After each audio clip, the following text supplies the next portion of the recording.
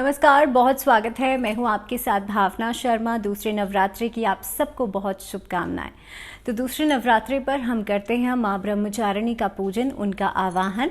माँ ब्रह्मचारिणी को किस तरह से प्रसन्न किया जा सकता है, लेकिन सबसे पहले माँ के स्वरूप की हम बात करें तो ब्रह्मचारिणी का मतलब होता है ब्रह्म का आचरण करने वाली देवी, यानी कि जो ब्रह्मचर्य का पालन करती है। माँ ने कठोर तपस्या करके भगवान शिव को प्राप्त किया था, और माँ जब ब्रह्मचारिणी स्वरूप में होती हैं उस समय पर उनके वस्त्रों का रंग सफ़ेद होता है। देखिए, हर एक चीज़ का एक मतलब है। अगर हम इसी में ही कथा की बात करें तो कथा के अनुसार ये कहा जाता है कि माँ ब्रह्मचारिणी जो है वो पार्वती जी का ही स्वरूप है, और पार्वती जी ने ही जब भगवान शिव को पाने के लिए पति रूप में कठोर तप किया था, उस समय पर उन्होंने ब्रह्मचारिणी रूप धारण किया था, और उसी स्वरूप को हम कहते हैं माँ ब्रह्मचारिणी। तो माँ ब्रह्मचारिणी की पूजा से आपके जीवन में वैराग्य आता है, तप आता है, साथ ही में आपके जीवन में विजडम आता है, नॉलेज बढ़ती है। जैसे कि आप समझ सकते हैं कि माँ ब्रह्मचारिणी जो है वो ज्ञान की देवी भी, नॉलेज की देवी भी हम इन्हें कहते हैं, और साथ ही में आपके जीवन में आपको डिसिप्लिन सिखाती हैं, एक तरीके से वैराग्य भी आपको देती हैं। और इसके तरह से अगर हम समझते हैं कि माँ ब्रह्मचारिणी का जो स्वरूप है, तो हाथ में कमंडल है, एक हाथ में जप की माला है, और साथ ही में सफ़ेद वस्त्र धारण किए हुए हैं। तो सफ़ेद रंग क्या दर्शाता है? White colour always resembles peace, या white colour always resembles clarity. आप कभी भी देखेंगे कि वाइट कलर जो होता है, कोई भी चीज़ बिल्कुल बेदाग होता है, तो सफ़ेद रंग क्लैरिटी को भी दर्शाता है, और साथ ही में पीस, शांति को भी दर्शाता है। तो इसीलिए माँ ब्रह्मचारिणी की पूजा करने से पहली चीज़ आपके जीवन में आता है शांति, पीस। आपको आपके जीवन में स्टेबिलिटी आती है। दूसरी बात यह है कि आपकी लाइफ में क्लैरिटी भी बढ़ती है। अगर आप अपनी लाइफ में बहुत सारी चीज़ों को लेकर के कन्फ्यूज्ड हैं तो माँ ब्रह्मचारिणी की पूजा आपको ज़रूर करनी चाहिए। स्टूडेंट्स के लिए माँ ब्रह्मचारिणी की पूजा बेहद खास मानी जाती है। इसी के साथ आज मैं आपसे ये भी बात करूंगी, क्योंकि इन 9 दिनों के अंदर आप अपने जो नवग्रह हैं उनको भी आप ठीक कर सकते हैं, उनको भी आप बैलेंस कर सकते हैं सिर्फ एक मंत्र से। और वो मैजिकल मंत्र क्या है वो मैं आपको बताऊंगी। 9 दिनों के अंदर आपको वो मंत्र ज़रूर करना चाहिए। ऐसा कुछ नहीं है कि आपने पहला दिन निकल गया, दूसरा दिन निकल गया।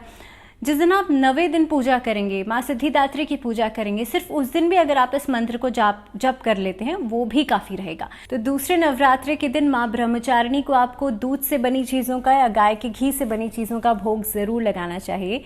इसी के साथ साथ आपको कोशिश ये करनी चाहिए, क्योंकि इस दिन साधक का मन जो होता है वो अपने स्वाधिष्ठान चक्र को बैलेंस करता है। तो आप कोशिश ये करें कि आप लाल आसन या फिर एक ऑरेंज कलर का आसन ज़रूर ले लें और उस पर बैठ करके माँ ब्रह्मचारिणी की पूजा ज़रूर करें।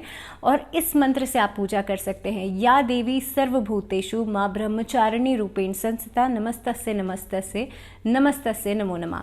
इस मंत्र के साथ माँ की आरती जो है वो 5 दीपक से आप ज़रूर करें, और गाय के घी का दीपक ज़रूर जलाएं, क्योंकि एक दीपक तो आपने अखंड ज्योत में जला रखा है, और दूसरा दीपक आप संध्या काल के समय पंचदीप से आप आरती ज़रूर करें।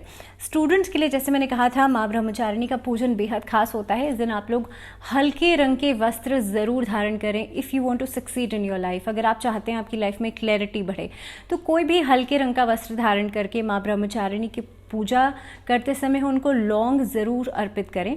इसके अलावा एक वाइट कलर का पेपर ले लीजिए और माँ सरस्वती के बीज मंत्र को लिख करके, यानी कि ओम ऐं नमः, इस मंत्र को आप लिख करके, और कोशिश ये करें उसे फोल्ड करके उसके ऊपर आप एक कलावा बांध दीजिए और उसको अपने घर के नॉर्थ ईस्ट डायरेक्शन में आप रख दीजिए।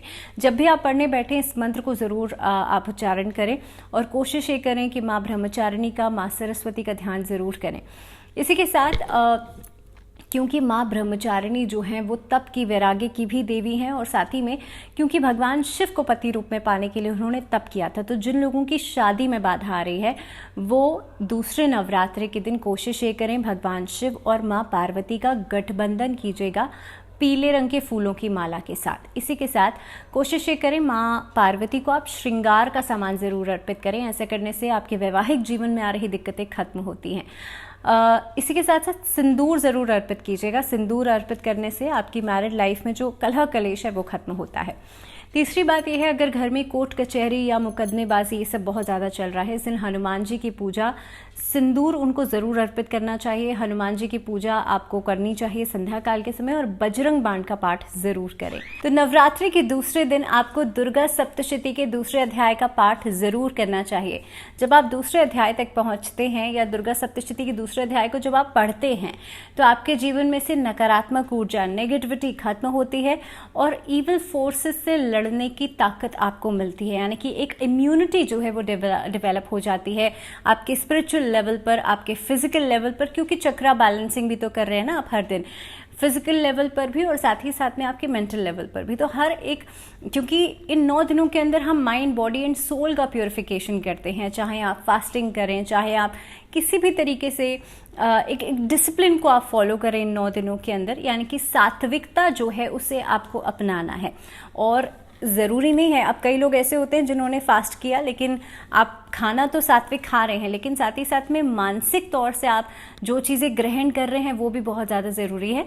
तो आपको इन 9 दिनों में ध्यान रखना चाहिए कि मानसिक तौर से भी, क्योंकि मानसिक पूजन सबसे ज़्यादा श्रेष्ठ माना जाता है। आप मान लीजिए आप फिजिकली कहीं जा करके पूजा नहीं कर पा रहे हैं, अब कई लोग पूछते हैं भाई इस समय पर भी ऑफिस गोइंग जो लोग हैं उनके पास समय नहीं मिल पाता, या फिर जो लोग बहुत ज़्यादा बिजी स्केड्यूल है जिन लोगों का, उनको समय नहीं मिल पाता प्रॉपर तरीके से पूजा करने का। तो आप ये चीज़ समझ लीजिए कि मानसिक पूजन हमेशा से बहुत ज़्यादा श्रेष्ठ माना जाता है। आप मन में ही इस तरीके का संकल्प करें या मन में ही ये विचार करें, मन में ही ये पूजन करें। आप कहीं पर बैठे हैं, वहीं पर बैठे बैठे आप दुर्गा चालीसा का पाठ जो है आप कर लीजिए या इधर सुन लीजिए उसको, तो वो भी काफ़ी होता है। जो जितनी पूजा आप सच्चे मन से कर पाएँ उतना करना काफ़ी होता है। तो इसीलिए मैंने कहा कि मानसिक तौर से भी किसी भी गलत चीज़ को ग्रहण करना या ऐसी तामसिक चीज़ों को ग्रहण करना इस समय पर आप अवॉइड कीजिएगा। इस समय पर जितना सात्विक रह सकें उतना रहने की कोशिश कीजिएगा। खुद को स्पिरिचुअल चीज़ों से जोड़ना should be your first priority. दूसरी बात यह है, जैसे मैंने मंत्र की बात कही थी, इन 9 दिनों के अंदर किसी भी मंत्र की सिद्धि की जा सकती है। और सबसे महत्वपूर्ण बात यह है कि इन 9 दिनों के अंदर आप एक मंत्र को पढ़ के अपने 9 प्लैनेट्स को बैलेंस कर सकते हैं। या अगर कोई प्लैनेट नीच का है, डिग्री कम है, रेट्रोग्रेड है, खराब अवस्था में है, किसी खराब ग्रह के साथ बैठा है, तो इस तरह की स्थिति को भी आप कंट्रोल कर सकते हैं। मंत्र सुन लीजिए, ओम ह्रीम दुम दुर्गाय नमः। हर एक शब्द जो है एक प्लैनेट को बैलेंस करता है, एक प्लैनेट को ठीक करता है। तो इसीलिए आपको इस मंत्र को जप करते समय सबसे पहले तो संकल्प लेना है। कितने बार आप इस मंत्र को पढ़ेंगे, यानी कि कितनी माला आप जाप करेंगे, वो आपको पहले ही इस संकल्प में ऐड करना है। और कोशिश ये करें जब आपका जो संकल्प है आपका पूरा हो जाए, या आप जितने जाप जो है वो कर लें, तो दक्षिणा के कुछ पैसे जो है वो आप ज़रूर किसी मंदिर में दान कर दीजिए। तो ये आपको कंप्लीट आप कर सकते हैं इन 9 दिनों के अंदर। अब ऐसा नहीं है कि आपने पहले दिन नहीं किया है तो आप बाद में नहीं कर सकते, ऐसा कुछ नहीं है। आप 9 दिनों में किसी भी दिन से स्टार्ट करके उसे एंड दिन पे ख़त्म कर सकते हैं। So this was all.